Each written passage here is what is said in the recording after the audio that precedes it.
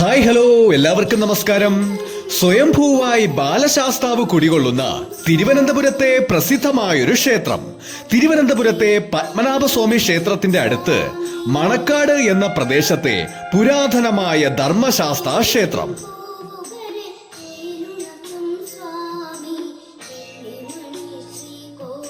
ധർമ്മശാസ്ത്ര ക്ഷേത്രങ്ങളെ സംബന്ധിച്ച് ചരിത്രകാരന്മാർ പറയുന്നത് 10-ാം നൂറ്റാണ്ടിന് മുൻപ് വരെ ഇവിടെ നിലനിന്നിരുന്ന ജൈനബുദ്ധ വിഹാരങ്ങളാണ് ശാസ്താ ക്ഷേത്രങ്ങളായി പരിണമിച്ചത് എന്നാണ് ചരിത്രം. വില്ലാളി വീരനായ വീരമണി കണ്ഠനായ അയ്യപ്പസ്വാമി പുലിമേൽ ഏറി വരുന്നൊരു സങ്കല്പമുണ്ട്. ശരിക്കും അയ്യപ്പൻ പുലിവാഹനനല്ല.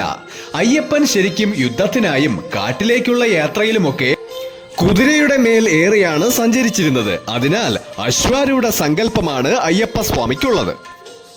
ബുദ്ധമത വിശ്വാസങ്ങളുമായി അഭേദ്യമായ ബന്ധം ധർമ്മശാസ്താവിനുണ്ട്. ബുദ്ധമത സങ്കല്പങ്ങളിൽ ധർമ്മത്തിന് വലിയ പ്രാധാന്യമുണ്ട്. ധർമ്മം ശരണം ഗച്ഛാമി എന്ന പ്രാർത്ഥനയോട് കൂടിയാണ് പണ്ട് ബുദ്ധഭിക്ഷുക്കൾ ദേശങ്ങളെല്ലാം സഞ്ചരിച്ചിരുന്നത്. ധർമ്മത്തെ രക്ഷിക്കുവാൻ വേണ്ടിയുള്ള അവരുടെ ഉത്തരവാദിത്തത്തെയാണ് സൂചിപ്പിക്കുന്നത്. എന്നാൽ അതേ ഭാവത്തിൽ തന്നെയാണ് ധർമ്മശാസ്താവ് കുടികൊള്ളുന്നത്. ധർമ്മത്തെ ശാസിക്കുന്നവൻ അല്ലെങ്കിൽ ധർമ്മത്തെ ഉപദേശിക്കുന്നവൻ എന്നാണ് ധർമ്മശാസ്താവ് എന്ന വാക്കിന്റെ അർത്ഥം. അതിനാലാണ് വൃശ്ചിക മാസത്തിലെ മണ്ഡലകാലത്തെ 41 ദിവസത്തെ വ്രതമെടുത്ത് ഗുരുസ്വാമിയുടെ ഉപദേശം സ്വീകരിച്ച് ശബരിമല തീർത്ഥാടനം നടത്തുന്നത്. ശ്രീകോവിൽ പൂർണ്ണമായി ശിലയാൽ നിർമ്മിതമാണ്. ധർമ്മശാസ്താവിന് ഒരുപാട് അവതാരങ്ങളുണ്ട്. ഭൂതനാഥൻ, കിരാതമൂർത്തി, അച്ഛൻ കോവിലൊരു സങ്കല്പം, ആര്യൻകാവിൽ മറ്റൊരു സങ്കല്പം, കുളത്തൂർ പുഴയിൽ മറ്റൊരു പ്രതിഷ്ഠ. എന്നാൽ മണക്കാട് ശ്രീ ധർമ്മശാസ്താ ക്ഷേത്രത്തിൽ സ്വയംഭൂവായ ബാലശാസ്താവാണ് കുടികൊള്ളുന്നത്. വനശാസ്താവായും ഭഗവാനെ സങ്കല്പിച്ചിരിക്കുന്നു. ശബരിമലയിൽ നട തുറക്കുമ്പോഴുള്ള ധ്യാന ശ്ലോകം തന്നെയാണ് ഇവിടെയും നട തുറക്കുമ്പോഴുള്ളത്. ഭക്തർ മനസ്സറിഞ്ഞ് എന്ത് പ്രാർത്ഥിച്ചാലും അത് നടത്തിക്കൊടുക്കുന്ന ബാലശാസ്താവാണ് ഇവിടെ കുടികൊള്ളുന്നത്. കുടുംബത്തെ വാഴ്ത്തി പരിപാലിക്കുന്നതും സന്താനങ്ങൾക്ക് സൗഭാഗ്യവും അനുഗ്രഹവും നൽകുന്ന മൂർത്തിയാണ് ഇവിടെയുള്ളത്. അതുപോലെ തന്നെ വിഷ്ണു അംശമുള്ളൊരു ശാസ്താവാണ് ഇവിടെ കുടികൊള്ളുന്നത്.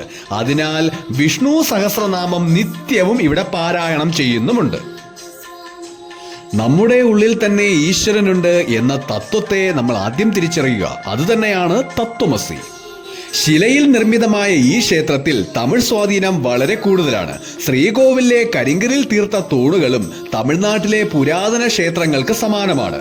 ഈ ക്ഷേത്ര നിർമ്മാണം ദ്രാവിഡ മേൽക്കോയ്മ ഉള്ളതിനു മുൻപ് പാണ്ഡ്യരാജാക്കന്മാരും ചോള രാജാക്കന്മാരും ചേര രാജാക്കന്മാരുടെയൊക്കെ കാലത്ത് നിർമ്മിച്ച ഒരു മഹാക്ഷേത്രമാണ്. മതിലകം രേഖകളിൽ ഈ ക്ഷേത്രത്തെ പറ്റി പറയുന്നത് മണക്കാട് ചാത്തൻ കോവിൽ എന്നാണ്. മാർത്താണ്ഡവർമ്മയുടെ കാലത്ത് ക്ഷേത്രം നവീകരിച്ചതിനെ പറ്റിയൊക്കെ മതിലകം രേഖകളിൽ പറയുന്നുണ്ട്. ശനിയാഴ്ച ദിവസങ്ങളിലെ ഇവിടത്തെ നീരാഞ്ജനം ഫലസിദ്ധിക്ക് വളരെ വിശേഷപ്പെട്ട ഒന്നാണ്. ക്ഷേത്രത്തിന്റെ മറ്റൊരു പ്രത്യേകത, ഒരൽപ്പം താഴ്ന്ന് കുഴിയിലാണ് ബാലശാസ്താവ് ഇരിക്കുന്നത്. പണ്ടുകാലത്ത് ജലത്താൽ അഭിഷേകം ചെയ്തിരുന്ന ശാസ്താവായിരുന്നു ഇവിടെയുള്ളത്. അങ്ങനെ പൂർണ്ണ പുണ്യ അവതാരമായി ശ്രീ ധർമ്മശാസ്താവ് മണക്കാട് കുടികൊള്ളുന്നു.